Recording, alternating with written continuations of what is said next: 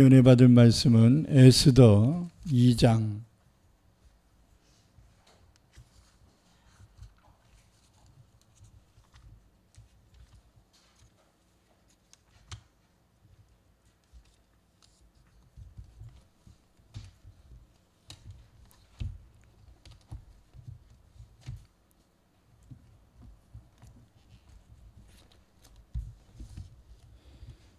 에스더 2장 19절에서 23절까지 말씀입니다.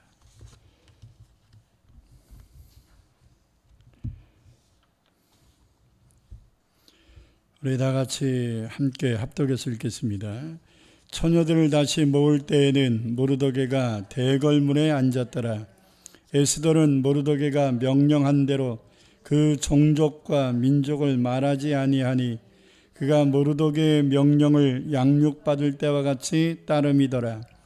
모르드게가 대궐문에 앉았을 때에 문을 지키던 왕의 내시 빅단과 데레스 두 사람이 원한을 품고 아수에로 왕을 암살하려는 음모를 꾸미는 것을 모르드게가 알고 왕후 에스더에게 알리니 에스더가 모르드게의 이름으로 왕에게 아랜지라 조사에서 실증을 얻었으므로 두 사람을 나무에 달고 그 일을 왕 앞에서 궁중일기에 기록하니라. 아멘. 하나님께 특별 찬양 드리겠습니다.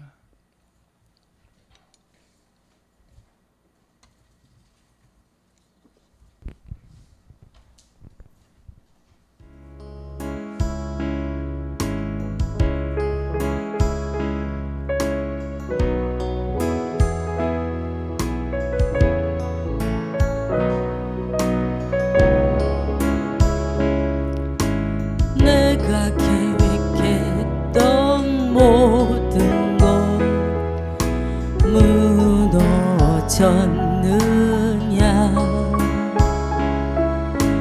내가 의지하던 사람이 떠나갔느냐.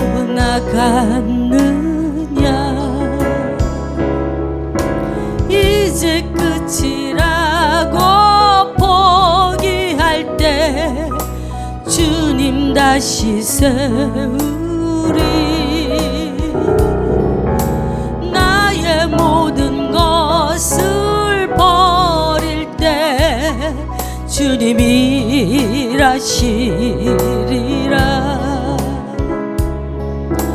내가 죽어야 주가 사나니 고난이 유익이라. 육이 죽어야 영이 사나니 십자가에 나를 못 박네. 두려워 말라 놀라지 말라 나는 내 하나님이라.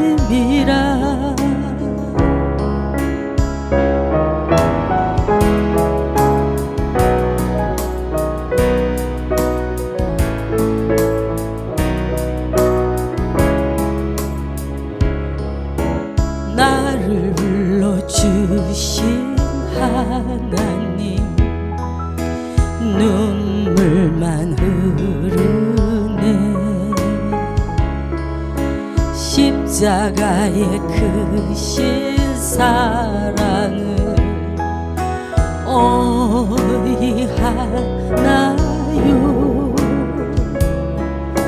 이제 나의 모든 소원은 오직 주님입니다. 주님 한 분만이 내 전부. 나는 만족합니다.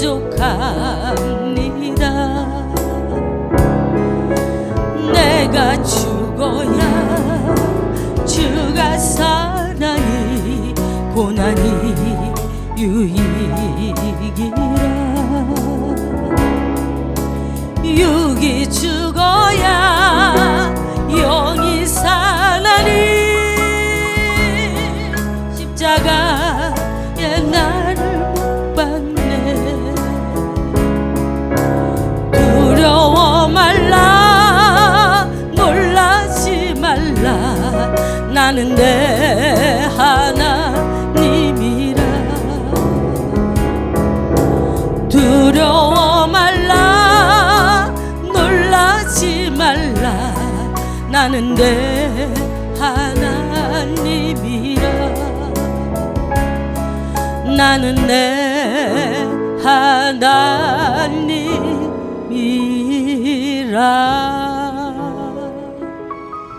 아멘. 아멘. 사랑해 주님 감사합니다. 오늘도 주께서 내게 주신 말씀을 듣고자 합니다. 우리의 생각에 세상 것들이 가득 차서 주의 말씀이 들어갈 공간이 없는 어리석은 자 되지 않도록 우리의 생각을 깨끗하게 청소하시고 주의 말씀만 들어가게 하옵소서. 우리의 마음이 세상의 죄악으로 찌들려 하나님 말씀이 들어갈 공간이 없는 연약한 자 되지 않도록 우리의 심령을, 우리의 마음을, 우리의 영혼을 깨끗하게 정결하게 씻어주시고 주의 생명의 말씀만이 우리의 마음을 가득 채우고 그 말씀이 우리의 삶을 변화시키고 그 말씀이 우리의 가정을 바로 세우고 어려움과 혼란 속에 있는 이 민족과 세계 열방을 깨울 수 있는 능력이 되게 하여 주옵소서.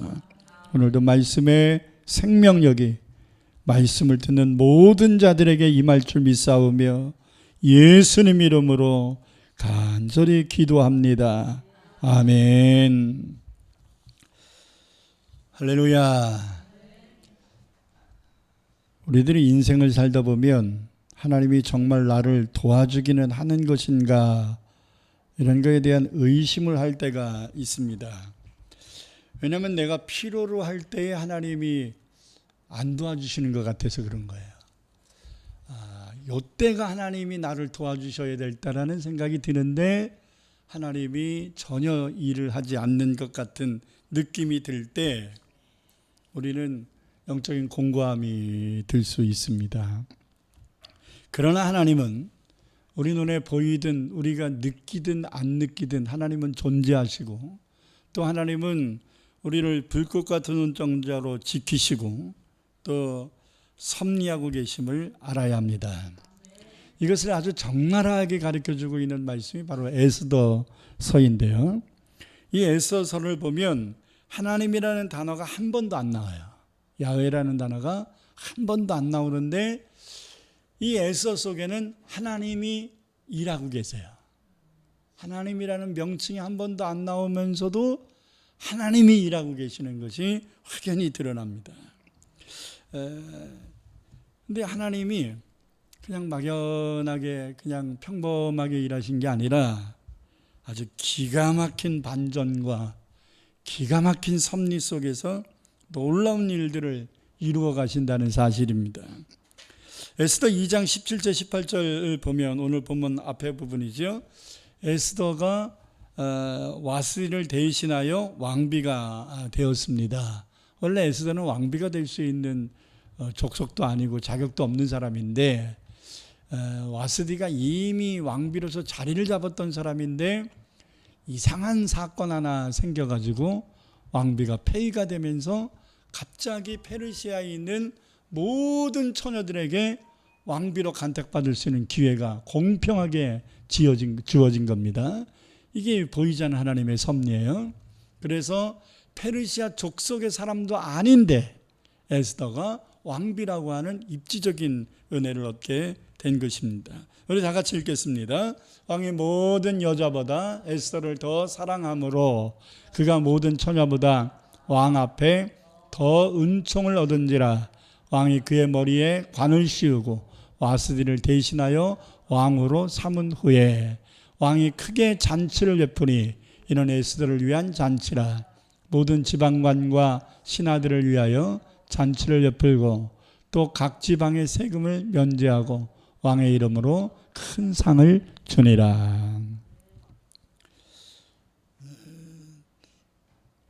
먼저 한 가지 전제를 해야 될 것은 여태까지 많은 목사님들이 이 에스더에 나오는 아하수에로 왕은 페르시아의 황제다 이렇게 이야기를 하는데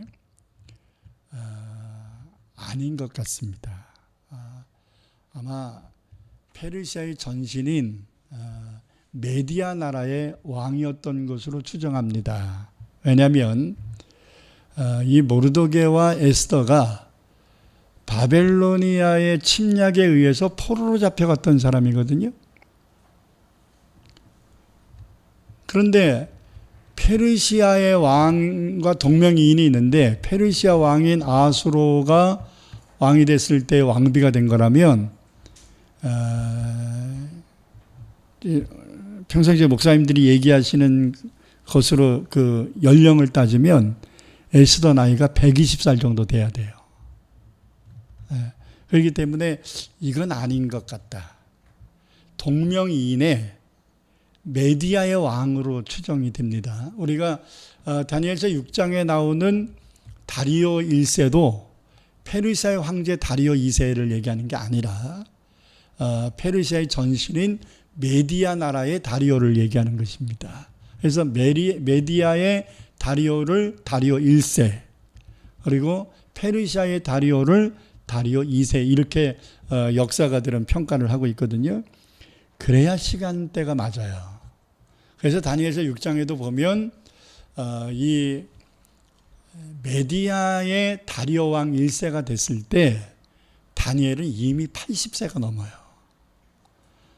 하물며 처녀였던 에스더가 페르시아의 황제의 왕비가 된다? 이게 연령이 맞지 않는 거예요. 그렇기 때문에 동명이인의 왕으로 추정을 하는 것이 맞을 것 같습니다. 그래서 창조과학자인 김명현 교수가 이것을 역사 고고학을 깊이 연구해서 밝혀낸 것입니다. 그러므로 우리가 지금까지 갖고 있었던 고정관념 중에 하나인 아하수로에는 페르시아의 황제가 아니라 메디아 나라의 황제였을 것이다 이렇게 보는 것이 맞을 것 같습니다. 이 아하수에로는요 성격이 굉장히 그 다혈질이에요. 그래서 왕비 보고 몸을 보여줘라, 아름다운 몸을 신하들 앞에 보여줘라 이렇게 술중을 가지고 술 기운으로 그렇게 명령을 했는데 여러분 그래도 한 나라의 왕비가 신하들 앞에 비키니 입고 나올 수 있겠어요? 그러니까 몸매 보여주려면 이제 어느 정도 이런 춤추는 여자들처럼 이제 간편한 옷을 입고 나와야 되는 건데 왕비가 자존심 상해서 안 나온 거지요. 이때 옳거니 하고서 간신배들이 아하수로의 그 성격을 막 부추겨 버린 겁니다. 아니 어떻게 만국을 다스리는 폐하의 말을 안 듣습니까? 아무리 왕비라도 이건 아닙니다 하면서 폐위시키자고. 자, 간신배들의 작당이에요. 이 간신배들이 왕비의 아름다움을 막 이렇게 부추겨주면서 왕을 미혹시켜서 왕비로 하여금 좀 수준 낮은 행동을 하도록 부추겨 놓고 그것에 반응을 하지 않은 이 왕비를 폐위시키려고 하는 것은 그 나라를 바로 세우겠다라는 신하들이 아니지요. 오늘 본문에도 보면 아하수로가 암살당할 위기에 봉착하거든요. 이걸 모르도게가 얘기하잖아요. 조금 이따도 말씀드리겠지만 이때의 나라가 약간 좀 안정되지 못한 불안한 상황 속에 있었음을 알게 됩니다.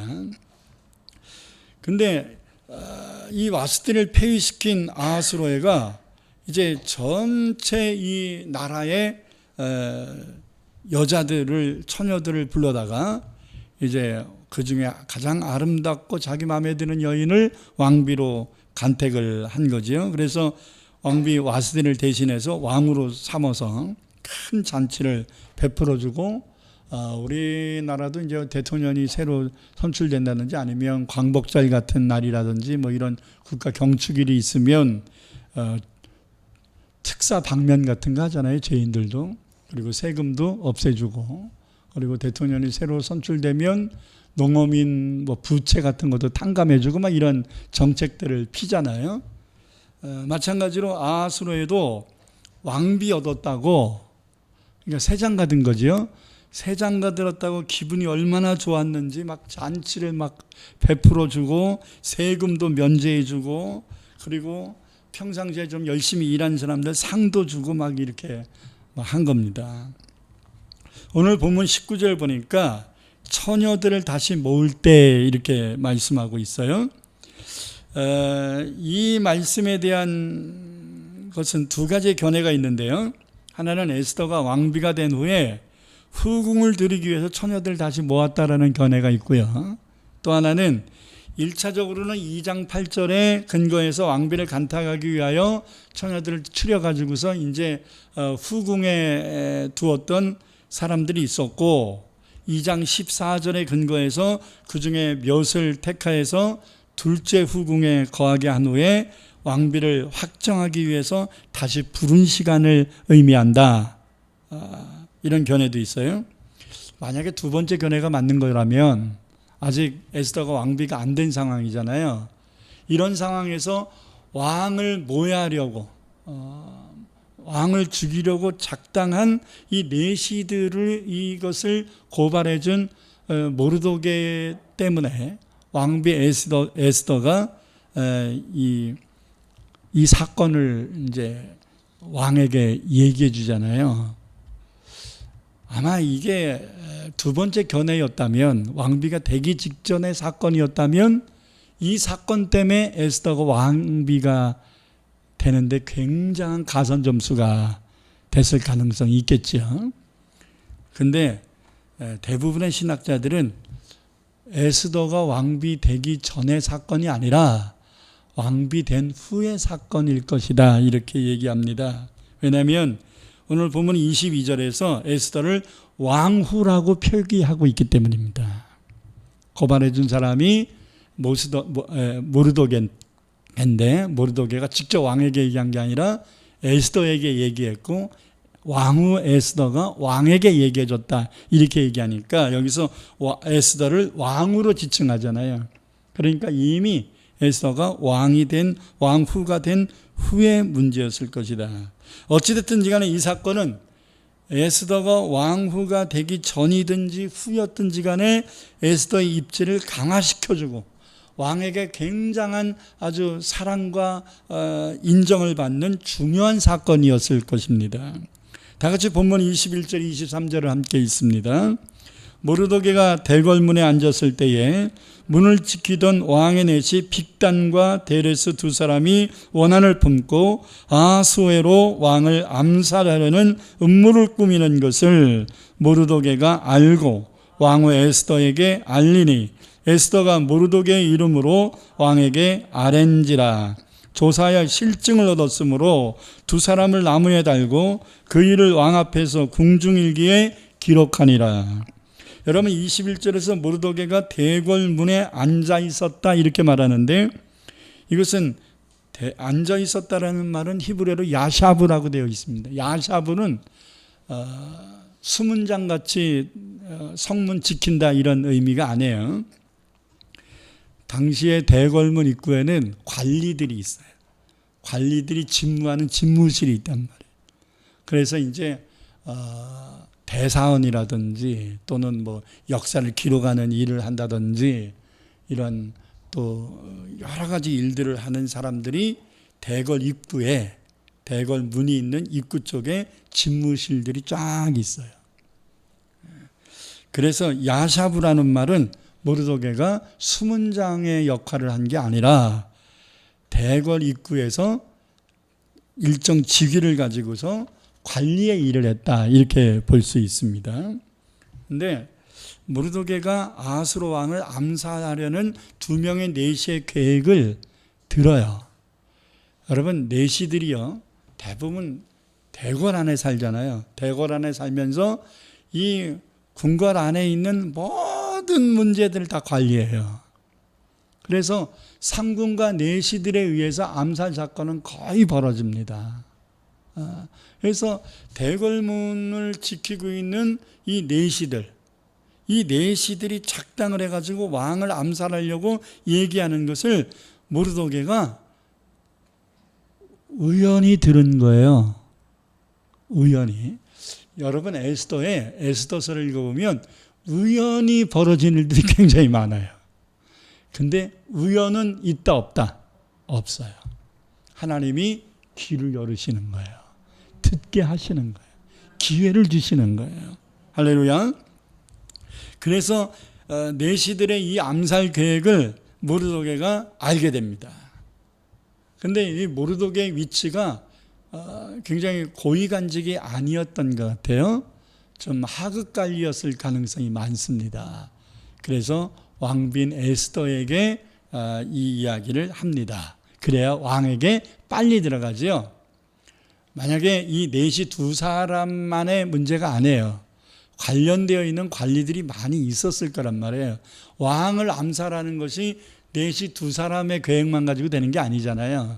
암투적인 문제들, 이 왕이 죽으면 누가 차기 왕이 될 거니까 이런 연관관계들이 굉장히 많이 있잖아요. 우리가 역사 드라마 같은 걸 보면. 그렇기 때문에 어설프게 고발을 하면 누가 내 편이고 누가 적군인지를 알 수가 없기 때문에, 암살 계획은. 그렇기 때문에 어설프게 얘기하면 중간 차단이 되고 도리어 모르도게가 죽을 수도 있어요. 그러니까 왕비에게 직접 얘기한 거예요. 그래서 왕비 에스더는 이 이야기를 모르도게의 이름으로 고발했다 이렇게 얘기합니다. 자기가 들었다고 얘기하지 않고 모르도게라는 사람이 자기에게 이런 정보를 줬는데 배아 좀 알아보셔야 되겠습니다. 이렇게 얘기한 거죠. 그런데 이상한 게 하나 있어요. 실제적인 공을 세운 사람은 모르도게인데 모르도게는 여전히 궁궐 옆에서 일하는 하급 관리에서 진급조차 안 됩니다. 아무런 유익이 없었어요. 왕의 이 암살 계획을 고발해 준 사람인데 아무 상 받은 게 없어요. 도리어 3장 1절을 보니까 함부다다의 아들인 하만의 지위가 높아져서 총리 위치까지 올라갔다는 겁니다. 3장 1절 한번 보실까요? 그 후라는 건 앞에 있는 암살 사건을 얘기하는 거예요. 암살 사건이 있은 후에 아수에로 왕이 아각 사람 함부다다의 아들 하만의 지위를 높여, 아니 왜 이 사람이 갑자기 지위가 높아지지요? 누가 높아져야 되는데? 모르도게가 높아져야 되잖아요. 근데 이 함부다다의 아들 하만의 지위가 높여져서 올려 함께 있는 모든 대신 위에 두었다. 총리가 됐다는 얘기지요. 추정을 해봅니다. 아마 하만이 에스더가 왕에게 고발한 것으로 인해서 왕이 신하들을 불렀겠지요. 이러이런 정보가 들어왔는데 알아봐라 했을 때 아마 아수에로 왕이 하만에게 이거 알아봐라 라고 지시한 것 같아요. 그래서 하만이 이것을 아주 철두철미하게 조사를 해가지고 이 사건의 전말을 다 드러낸 거예요. 그래서 빅단과 데레스 이 두 내시가 주동을 해가지고서 이러이러 사람들이 작당을 한 것입니다 라고서 전말을 드러낸 거지요. 이것으로 인해서 하만은 주의가 승격이 되고 왕의 모해 사건을 아주 발본 색출한 것으로 인해서 그 공을 인정받아 가지고 총리 위치까지 올라간 겁니다. 근데 여기서 하만이 분명히 궁중일기에 모르도게가 고발했다는 것이 기록됐는데도 불구하고 모르도게의 공을 덮어버린 거예요. 그리고 자기의 공을 높여놓은 거예요. 그래서 아하수로 왕은 모르도게가 고발한 사건에 대해서는 전혀 인식이 안 돼요.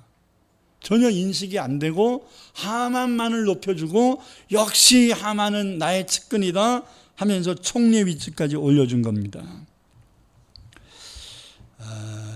이 하만이 이 사건에 대하여 조사하는 실무자로서 암살 계획에 대한 실증을 찾아낸 일을 함으로써 모르드게의 공을 교묘하게 가로챈 것이 아닐까 생각이 듭니다. 그럼에도 모르드게는 억울하다고 토로하거나 원망하거나 불평하거나 내가 왕비 에스더에게 내가 너를 어떻게 키웠는데 내가 너를 사춘이지만 수양딸처럼 키웠고 네가 왕비 되는데 내가 지대한 역할을 했고 왕의 모살 계획도 내가 가르쳐줬는데 넌 왜 아무 소리 못하고 있니 하고서 원망하고 불평하고 탓하고 그러지 않았다는 거예요. 다만 그는 자기 딸처럼 생각하는 에스더가 왕비가 된 것에 대해서 감사할 따름입니다. 이러한 모르드게의 자세는 매우 중요합니다. 사람들에게 인정받으려거나 자기 공로의식을 지나치거나 자랑하거나 이런 것에 몸부림쳐서는 안 됩니다. 사람들에게 너무 칭찬을 받으면 하늘나라 상급이 없습니다. 마태복음 6장에서 바리새인들을 향하여 구제할 때나 기도를 할 때나 금식할 때에 사람들에게 칭찬과 인정받으려고 너무 했기 때문에 그들은 이미 상 받은 것이 되어서 하늘나라 상이 없음을 예수님이 분명하게 얘기하십니다. 여러분 마태복음 6장 1절에 4절을 한번 보겠습니다. 사람에게 보이려고 그들 앞에서 너희 의를 행하지 않도록 주의하라. 그리하지 아니하면 하늘에 계신 너희 아버지께 상을 받지 못하느니라. 그러므로 구제할 때 외식하는 자가 사람에게서 영광을 받으려고 회당과 거리에서 하는 것 같이 너희 앞에 나팔을 불지 말라. 진실로 너희에게 이르노니 그들은 자기 상을 이미 받았느니라. 너는 구제할 때에 오른손이 하는 것을 왼손이 모르게 하여 내 구제함을 은밀하게 하라. 그러면 은밀한 중에 보시는 너희 아버지 하나님께서 갚으시리라. 할렐루야. 똑같은 말씀이 5절에도 나오고요 16절에도 나옵니다. 하나님이 다 보고 계신다는 거예요. 상은 사람에게 받으려고 하지 말고 누구에게 받으려고 해야 돼요? 하나님께 받으려고 해야 돼요. 아멘. 사람들이 알아주지 않아도 너무 속상해하지 말고 은밀한 중에 보고 계시는 하나님을 생각하고 하나님 앞에 내가 할 일을 했다 이런 생각 가지고 여러분 하나님이 높여줄 때까지 기다려야 마땅합니다. 할렐루야. 또 하나 우리들이 중요하게 여겨야 될 것은요, 에스더 3장과 4장을 보면 왕의 암살 계획을 고발하였는데 보상이 없었을 뿐만 아니라 하만이 이 공을 가로챘을 뿐만 아니라 하만이 자기에게 인사하지 않았다고, 절하지 않았다고 모르드게를 죽이려고 생각합니다. 모르드게뿐만 아니라 모르드게의 족속이 유대인이라는 것을 알고 유대인 이 메디아 페르시아에 있는 모든 유대인들을 동시에 다 암살 계획을 이 프로젝트를 만들어요. 왜 그랬을까? 뻔하잖아요. 자기가 지금 모르드게의 공을 가로챘거든요. 근데 모르드게 계속 있으면 언젠가는 이 얘기가 또 구설수에 올라서 자기가 곤란해질 수 있지 않겠습니까?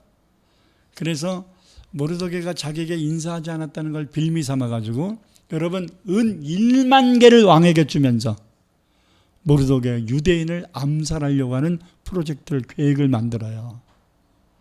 하만이 그냥 하는 게 아니에요. 이게 자기의 이속을 위해서 자기의 위상을 유지하기 위해서 아주 모르드게를 완전히 죽여버리고 또 모르드게를 돕고 있는 유대인들을 완전히 근절시켜버리겠다 이렇게 생각하면서 모르드게의 공을 차지한 이 하만은 이 모르드게가 눈에 가시였겠지. 차제 완전히 없애버리려고 한 겁니다. 한마디로 완전 범죄를 계획한 거지. 겉보기에는 점점 더 악화 일로로 가는 추세입니다. 아니 하나님 왜 가만히 계시지? 이렇게 답답함이 생기고 하나님이 방관하시는 것 같습니다. 그러나 오늘 본문 23절에 모르드게가 한 일을 궁중일기에 기록해뒀다는 거예요. 여기 하나의 단서예요. 그냥 궁중일기의 역사책에만 기록해 놓은 거예요. 같이 읽습니다. 조사하여 실증을 얻었으므로 두 사람을 나무에 달고 그 일을 왕 앞에서 궁중일기에 기록하니라. 그런데 에스더 6장 1, 2절을 보니까 하나님이 아하스로 왕이 잠이 오지 않게 하십니다. 그래서 잠이 오지 않게 함으로써 하나님이 이제 보이지 않는 손길을 펴면서 일을 하기 시작하십니다. 하나님이 아하스로에게 꿈에 나타나신 것도 아니고 그냥 단지 아하스로가 이상하게 그날 밤 잠이 안 온 것뿐이에요. 하나님과 무슨 관련이 있나요? 그러나 전체적인 흐름을 보면 하나님이 아하스로에게 잠을 안 오게 하신 거예요. 그래서 잠이 안 오니까 심심하니까 내시한 사람을 불러가지고 여보라, 내가 잠이 안 오니까 궁중일기를 하나 갖고 와서 읽어라. 아니 여러 책들이 있었을 텐데 왜 하필이면 궁중일기일까요? 근데 궁중일기를 읽었는데 하필이면 또 왕의 모해 사건이 기록되어 있는 것을 읽었을까요? 여기에 보이지 않는 내시 한 사람이 하나님의 도구가 된 것 같아요. 하만을 괘씸하게 여기는 내시가 한 명 있었던 것 같아요. 아니 분명히 모르도게가 고발을 했는데 왜 모르도게는 여전히 하급 관리로 있고 저 하만만 저렇게 잘 되고 저 모르도게는 또 하만은 또 모르도게를 죽이려고까지 하고 있는가? 왕이 이거 좀 알으셔야 되지 않나? 이런 생각이 든 거예요. 그런 생각도요. 여러분 지금 왕 다음의 위치를 갖고 있는 하만을 도전하려고 하는 이 내시의 생각은 굉장히 자기의 입지에 있어서 위험하거든요. 이거는 자기 생각이 아니었을 겁니다. 하나님이 이 내시의 마음에 이런 생각을 주셨을 겁니다. 그래서 자기는 쏙 빠지고 왕이 알 수 있도록 그것을 읽어드린 거예요. 자, 6장 1, 2절 읽겠습니다. 시작. 그날 밤에 왕이 잠이 오지 아니하므로 명령하여 역대 일기를 가져다가 자기 앞에서 읽히더니 그 속에 기록하기를 문을 짓기 전 왕의 두 넷이 빅다나와 데레스가 아하스로 왕을 암살하려는 음모를 모르도게가 고발하였다 하는지라. 딱 그것을 읽어준 거야. 딱 그것을. 여러분 모든 것이 다 때가 있다는 겁니다. 자기 한 사람의 일신의 문제가 아니라 전 유대 백성들의 생명을 살릴 수 있는 일에 쓰임받기 위하여 하나님은 아하스로 왕에게 이 사건을 생각하지 못하게 하셨다가 이렇게 궁중일기를 읽게 함으로써 깨닫게 하신 거예요. 알게 하신 거예요. 덮어진 것을 둘치신 거예요. 할렐루야. 이런 걸 우리는 극적 효과라고 말하지 않습니까? 얼마나 미안했겠어요. 아하스로 왕이 얼마나 미안했겠어요. 그리고 하만이 모든 공을 가르쳤다는 것을 왕이 직감했겠지요. 궁중일기 책을 보니까 모르도게라는 사람이 고발한 거네? 근데 하만이 왜 나한테 얘기 안 해? 이런 생각이 들었겠지요. 그래서 여봐라, 내가 모르도게에게 뭔가 상을 준 게 있니? 하나도 없나이다. 그래? 밖에 누구 신하 있나 봐라 했더니 누가 왔냐면 하만이 모르도게를 장대에다가 목매달으려고 왕에게 허락 맡으려고 입거를 한 상황이에요. 하만 총리가 왔나이다. 그래? 하만 들어오라 그래라. 자, 요 상황이 무슨 상황인지 알겠죠? 모르도게에게는 상을 주려고 했고 하만에게는 좀 너 왜 이 진상을 제대로 나한테 다 얘기 안 했어? 물을 묻거나 질책하려고 한 상황이에요. 근데 다행히 하만이 와 있대요. 그래서 하만이 뭐라고 얘기하나 물은 거예요. 자, 한번 읽어보십시다. 3장 3절부터 1절부터 보겠습니다. 시작. 대궐문에 있는 왕의 신하들이 모르드게에게 이르되 너는 어찌하여 왕의 명령을 거역하느냐 하고 날마다 고나되 모르드게가 아니 이거 아니네. 6장 3절 제가 4장 읽었습니다. 죄송합니다. 6장 3절 에스더 6장 3절 시작. 왕이 이르되 이 일에 대하여 무슨 존귀와 관작을 모르드게에게 베풀었느냐 하니 측근 신하들이 대답하되 아무것도 베풀지 아니하였나이다 하니라. 왕이 이르되 누가 뜰에 있느냐 하매 마침 하만이 자기가 세운 나무에 모르드게 달기를 왕에 구하고자 하여 왕궁 바깥뜰에 이른지라. 측근 신하들이 아라되 하만이 뜰에 섰나이다 하니 왕이 이르되 들어오게 하라 하니 하만이 들어오거늘 왕이 묻되 왕이 존귀하게 하기를 원하는 사람에게 어떻게 하여야 하겠느냐. 하만이 심중에 이르되 왕이 존귀하게 하기를 원하시는 자는 나 외에 누구리요 하고 왕께 아뢰되 왕께서 사람을 존귀하게 하시려면 왕께서 입으시는 왕복과 왕께서 타시는 말과 머리에 쓰시는 왕관을 가져다가 그 왕복과 말을 왕의 신하 중 가장 존귀한 자의 손에 맡겨서 왕이 존귀하게 하시기를 원하시는 사람에게 옷을 입히고 말을 태워서 성중거리에 다니며 그 앞에서 반포하여 이르기를 왕이 존귀하게 하기를 원하는 사람에게는 이같이 할 것이라 하게 하소서 하니라. 여러분 하만에게 물었어요. 야, 내가 존귀하게 좀 귀하게 여기는 사람이 하나 있는데 이 사람에게 어떻게 해줬으면 좋겠니? 하만 떠보는 거예요.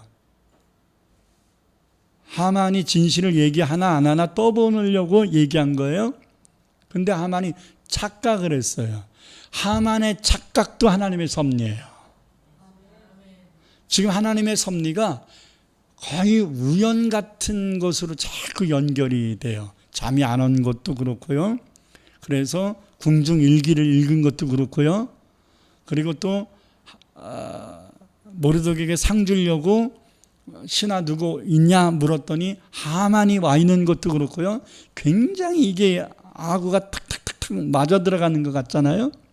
하나님의 계획이 사람의 계획보다 더 철두철미합니다. 하나님의 계획은 빈틈이 없습니다.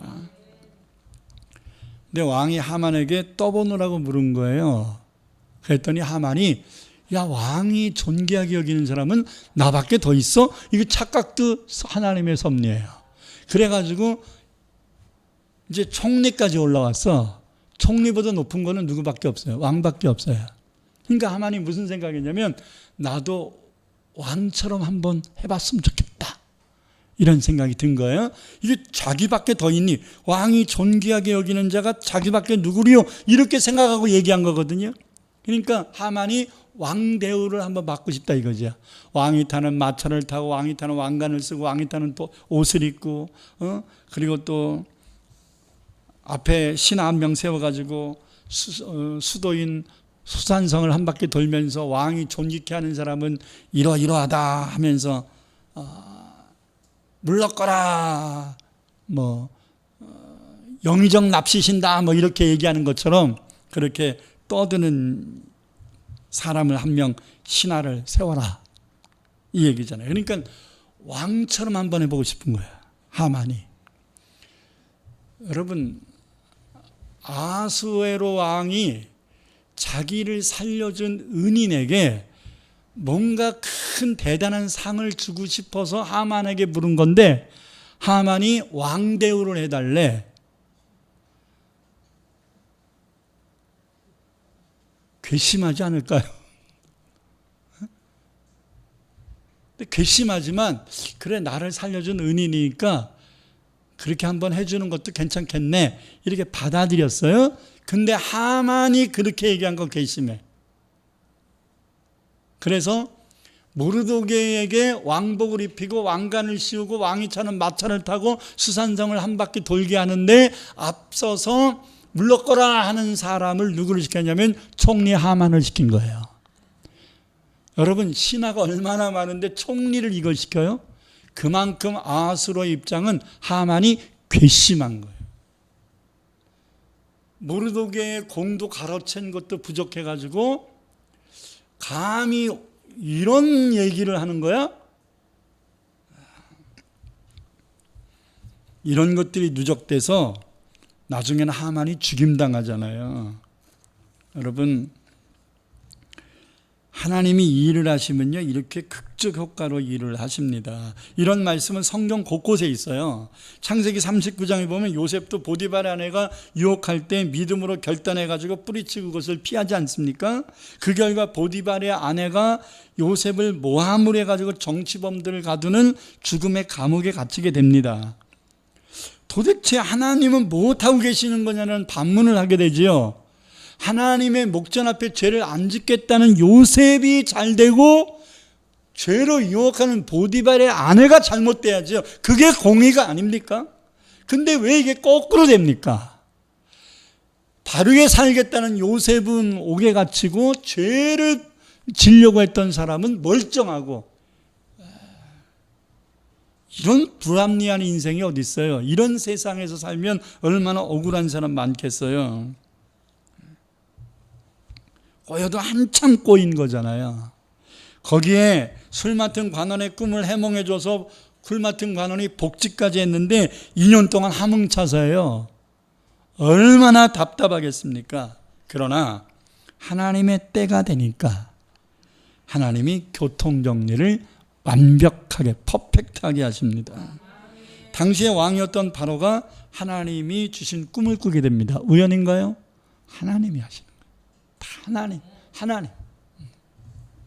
2년 동안 침묵하셨던 하나님이 이제 일을 시작하신, 기초 작업을 다 해놓으신 거죠.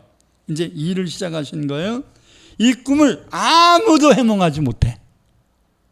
누구만 해요? 요셉이 해몽을 하잖아요. 그 결과를 우리는 잘 알고 있습니다. 요셉이 총리가 되지요. 하나님께서는 이렇게 스릴 만점의 이런 극적인 방법을 가끔씩 사용하고 계십니다. 억울합니까? 조금 참으세요. 아니, 내가 말씀대로 열심히 순종하며 모든 문제를 만나도 참고 인내하며 지금까지 살아왔습니까? 여러분, 근데도 하나님이 아무것도 안 해주시는 것 같습니까? 열심히 남들 안 하는 기도도 열심히 했고, 남을 안 하는 봉사도 열심히 했고, 나름 최선을 내가 먹을 거 안 먹고 입을 거 안 입고 하나님을 헌신했는데, 아니 하나님이 이것도 안 도와주시나? 이렇게 야속한 생각이 들 수도 있어요. 언제까지 난 이렇게 살아야 되지? 내 인생은, 내 팔자는 이런 거 아니야? 이런 생각이 들 수도 있어요. 억울할 수 있단 말이에요.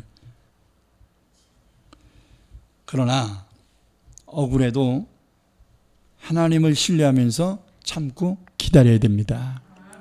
하나님보다 앞서면 안 돼요. 하나님이 일하시도록 하나님께 시간을 드려야 돼요. 다윗은 시편 37편 1절에서 9절을 통해 이렇게 권면합니다. 아주 중요한 말씀이에요. 함께 읽습니다. 악을 행하는 자들 때문에 불평하지 말며 불의를 행하는 자들을 시기하지 말지어다. 그들은 풀과 같이 속히 배임당할 것이며 푸른 채소같이 세잔할 것이미로다. 여호와를 의뢰하고 선을 행하라. 땅에 머무는 동안 그의 성실을 먹을거리로 삼을지어다. 또 여호와를 기뻐하라. 그가 내 마음의 소원을 내게 이루어 주시리로다. 내 길을 여호와께 맡기라.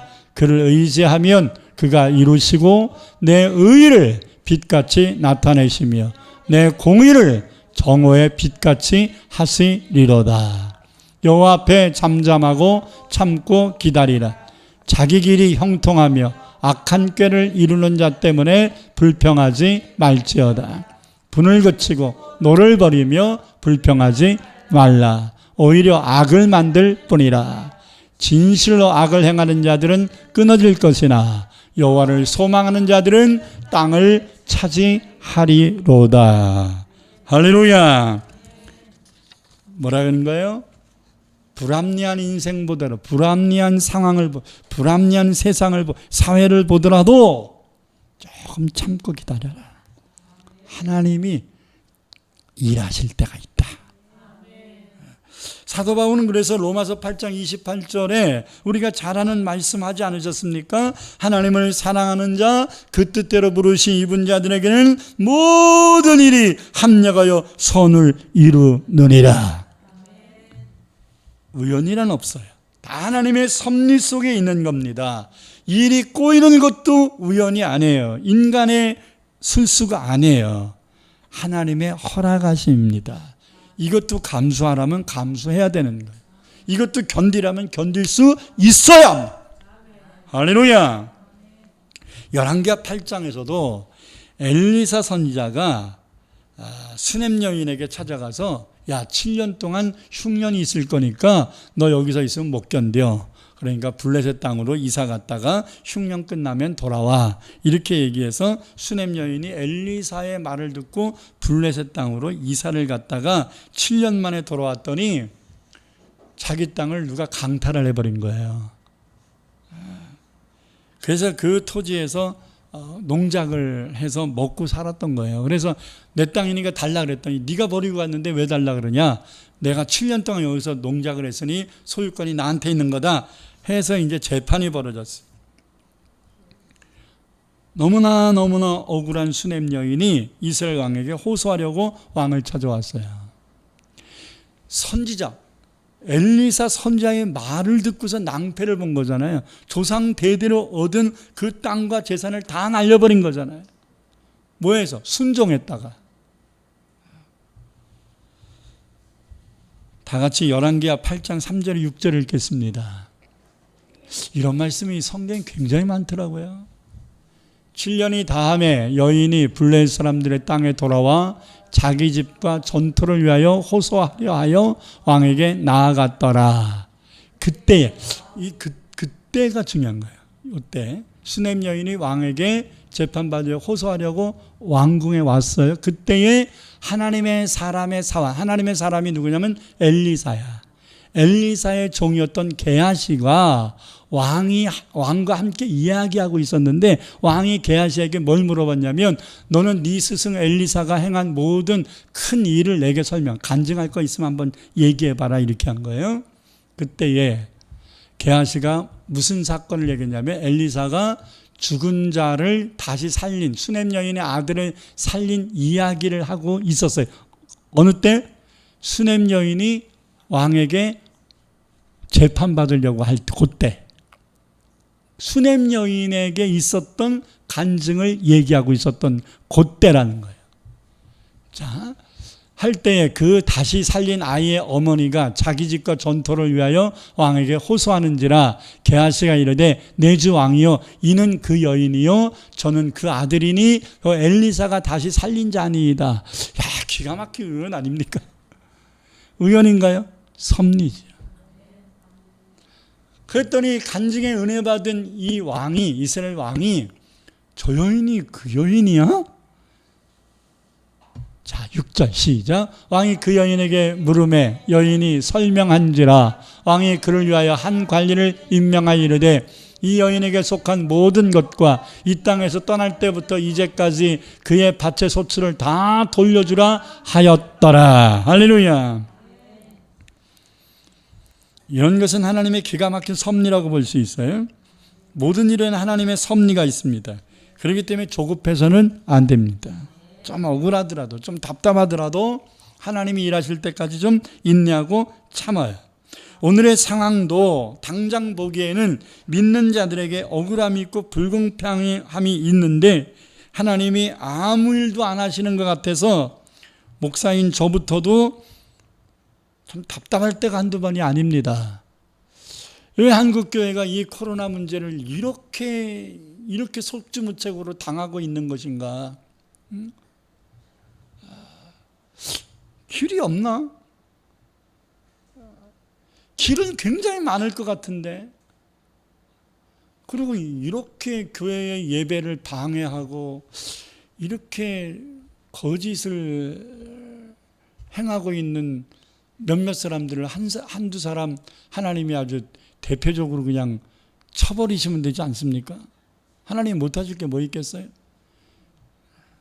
근데 하나님이 안 하셔. 안 하시잖아.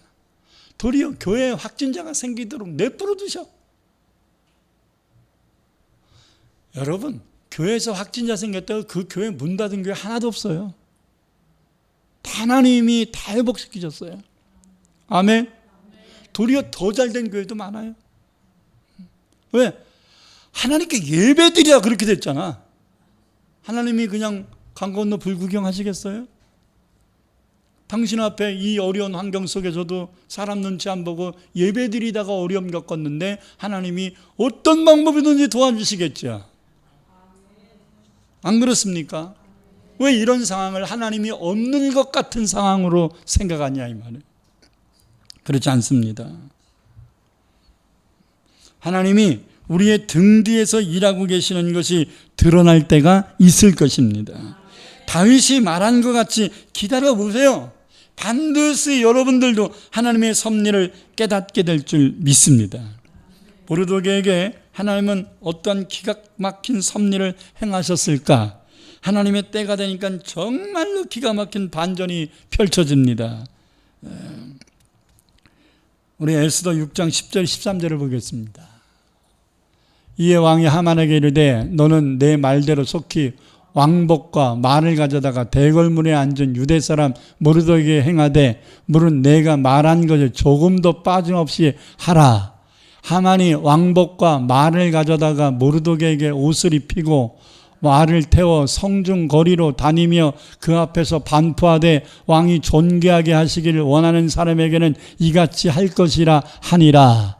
모르드게는 다시 대궐문으로 돌아오고 하만은 번뇌하여 머리를 싸고 급히 집으로 돌아가서 자기가 당한 모든 일을 그의 아내 세레스와 모든 친구에게 말하며 그중 지혜로운 자와 그의 아내 세레스가 이르되, 다른 사람들과 아내가 얘기한 걸 뭐라고 얘기냐면, 모르드게가 과연 유대 사람의 후손이면 당신이 그 앞에서 굴욕을 당하기 시작하였으니 능히 그를 이기지 못하고 분명히 그 앞에서 엎드려지리이다.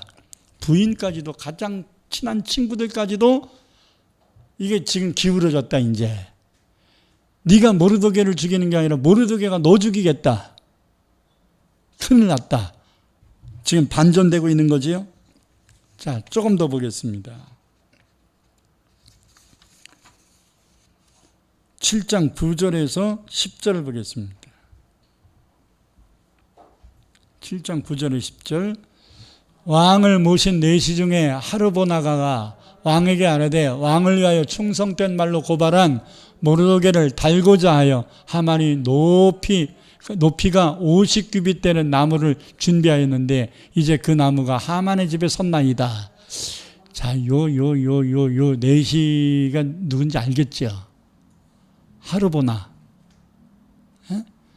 제가 생각하기에 이 하르보나가 궁중일기에 모르드게 사건을 읽어줬던 것 같아요. 이 내시들의 이 역할들이 에스더서에는 굉장히 지대합니다. 자, 아주 이 하르보나가 그 정보를 왕에게 또 얘기해 주잖아요. 왕을 살리는데 지대한 역할을 한 모르드게를 하만 총리가 죽이려고 나무를 달아놨습니다. 이렇게 얘기하잖아요. 자, 10절. 모르드게를 매달려고 한 나무에 하만을 다니 왕의 노가 그치니라. 누가 죽었어요? 모르드게를 죽이려고 했던 장대나무에 하만의 목이 걸렸다는 거예요. 아멘. 다시 설명하면 모르드게가 죽여서 모든 공을 차지하려던 하만이 죽고 하만이 갖고 있었던 모든 재산과 총리 위치까지 다 모르드게에게 줄 것을 얘기합니다. 자, 좀 더 읽어보겠습니다. 8장 1, 2절.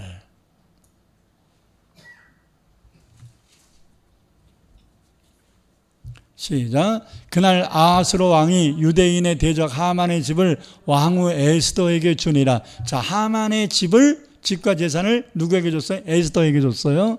에스더가 모르드게는 자기에게 어떻게 관계됨을 왕께 아뢰었으므로 모르드게가 왕 앞에 나오니 왕이 하만에게서 거둔 총리 반지를 빼어다가 모르드게에게 주니라. 모르드게가 총리가 됐어요.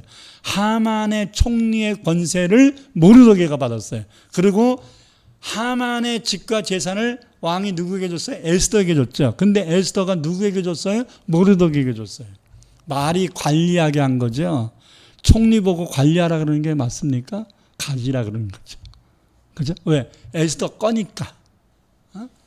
자, 그래서 성경을 보니까 모르드게를 죽이고 거기에 내킨 김에 유대인까지 죽이려고 했던 이 하만은 여러분 아각 자손이거든요. 아각. 아말렉 족속의 아각 자손이에요. 이스라엘 백성들이 아말렉 족속 진멸하려고 했잖아요. 사무엘상 15장에 하나님이 진멸하라 그래서 이때 사울이 아각과 그 가족을 살렸어. 그리고 아각을 포로로 잡아왔어요. 나중에 사무엘이 아각은 목을 쳐서 죽였습니다. 근데 도망간 아각 자손들이 있는 거예요.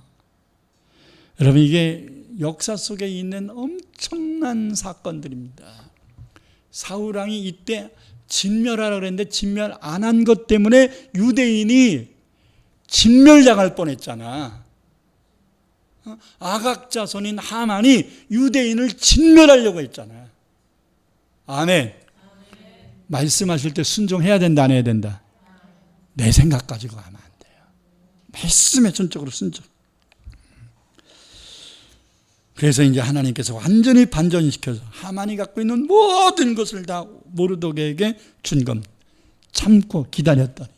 아멘.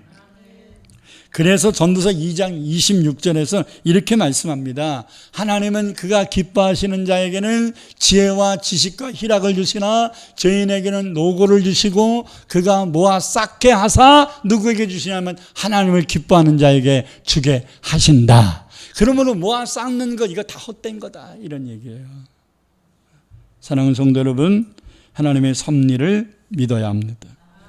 우리들이 하나님께만 바로 선다면 하나님은 반드시 모르드게에 허락하신 것 같이 기가 막힌 하나님의 섭리를 우리도 체험하게 하실 줄 믿습니다.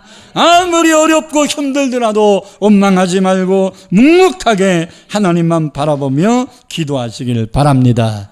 히브리서 13장 8절에 말씀한 것 같이 예수 그리스도는 어제만 존재하는 게 아니라 오늘도 영원토록 동일하시게 존재하시고 함께 하실 줄 믿습니다. 우리 시간이 지났지만 복음성가 한 절만 부릅시다. 나의 등 뒤에서 나를 도우시는 주. 나의 등 뒤에서 나를 도우시는 주. 나의 인생 길에서 지치고 고나여 매일처럼 주저앉고 싶을 때 나를 밀어주시네. 일어나야 됩니다. 일어나 걸어라 내가 새 힘을 주리니. 아멘 아멘. 일어나 너 걸어라 내 너를 다시 한번 나의 등 뒤에서 나의 등 뒤에서 나를 도우시는 주. 나의 인생 길에 헌금 올리세요. 지치고 고나여 헌금 올리라. 일처럼 주저앉고 싶을 때 나를 밀어주시네. 일어나 걸어라 일어나 걸어라 내가 새 힘을 주리니. 일어나 너 걸어라 내 너를 도. 2절 나의 등 위에서 나를 도우시는 주. 나를 도우시는 주. 평안히 길을 갈 땐 보이지 않아도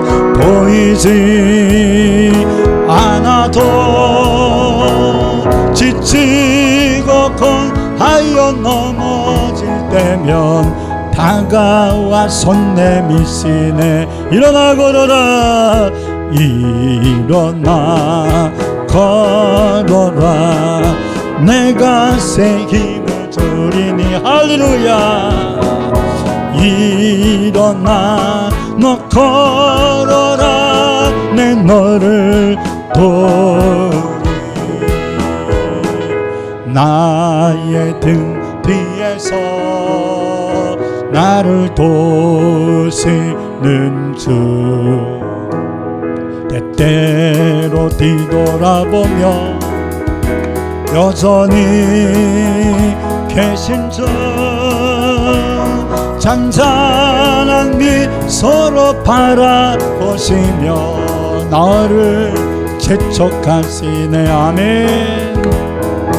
일어나 걸어라 내가 새 힘을 주리니. 일어나 너 걸어라 내 너를 도우리. 두 손을 가슴에 얹고 하나님 앞에 기도하십시다. 답답합니까? 괴롭습니까? 하나님 왜 나는 안 도와주는가? 하나님은 왜 내 기도를 응답 안 하시는가? 괴롭지 않습니까? 오늘 말씀을 가슴에 담아야 합니다. 더디다고 더딘 게 아닙니다. 내 생각이 더딜 뿐입니다. 하나님은 적시에 일하실 것입니다. 모든 것을 합력하여 선을 이루실 것입니다. 여러분의 상상을 초월하는 반전을 이루실 것입니다. 왜 내 가정에 이런 환난이 다가오나, 왜 내 인생에 이런 고통이 다가왔나 고민하고 걱정하고, 나는 열심히 주를 위하여 일한 것 같은데 왜 세상은 나를 이렇게 힘들게 하는가 탄식할 수도 있겠으나, 그 탄식을 인간적으로 하지 말고 하나님께 호소하며 기도한다면 하나님은 에스더와 모르독에게 행하셨던 놀라운 반전을, 기가 막힌 섭리를 우리에게도 행하여 주실 것입니다. 통성으로 기도합니다. 주여 할렐루야. 나의 아버지 하나님 감사합니다. 오늘도 아버지 우리에게 주신 귀한 생명의 말씀을 우리의 마음판에 새깁니다. 주의 말씀은 내 발의 등불이요 내 인생길의 빛이라고 하셨는데, 하나님이 주신 귀한 말씀이 결단코 헛되지 아니하게 하여 주옵소서.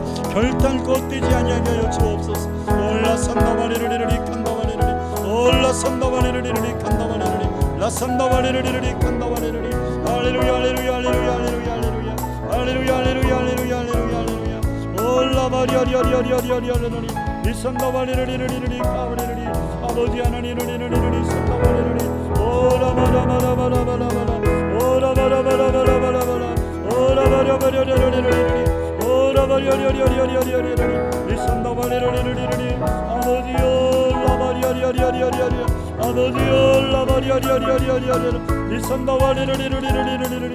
할렐루야 할렐루야 할렐루야 할렐루야 할렐루야 올라바리아리아리아리아리아리 리선다바리르리리 칸다바리르리 성령이 올라 카바라 카바라 카바라 카바라 리선다바리르리리 카바리르리 카바리르리 리칸다바리르리 칸다바리르리리리. 할렐루야 할렐루야 서바리르리 카바리르리 예서프로 예서프로 예서프로 예서프로 예서프로 예서프로 예서프로 리선다바리르리리 칸다리르리. 우리의 마음의 아버지 이 모든 답답함까지도 주님이 아버지 해결하여 주옵소서. 하나님을 사랑하는 자 그 뜻대로 부르시 입은 자들에게 모든 것이 합력하여 선을 인도하여 싸우니 하나님 막힌 것이 열려지게 하소서. 안 됐던 것들이 되어지게 하소서. 불통했던 것들이 형통함을 얻게 하소서. 하나님이 아버지 오해받던 것들이 풀려지게 하소서. 억울했던 문제들이 아버지 해결되게 하소서.